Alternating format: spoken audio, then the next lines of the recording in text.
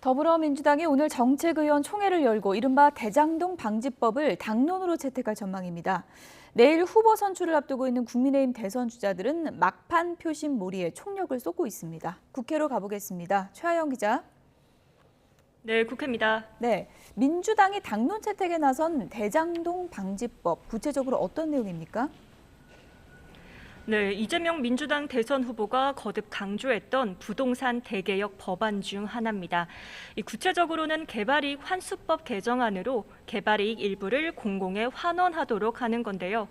민주당에서는 현행 20에서 25%인 개발부담금 부담률을 40에서 50%까지 올리는 법안들이 발의돼 있습니다.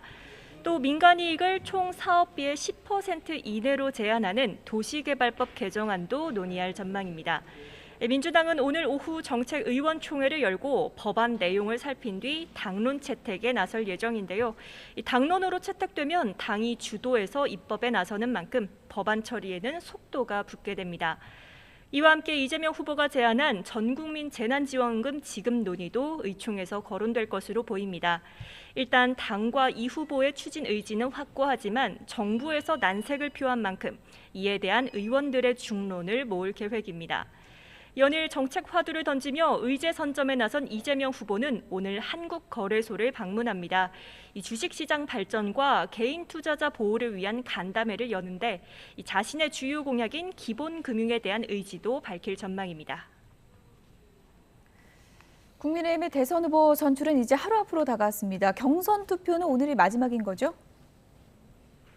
네, 국민의힘 대선 후보를 뽑기 위해 나흘 동안 진행된 투표가 오늘 오후 5시에 마감합니다.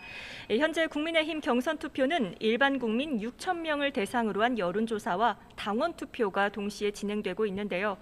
특히 57만여 명에 이르는 당원들 투표율은 어제 기준으로 60%를 돌파했습니다.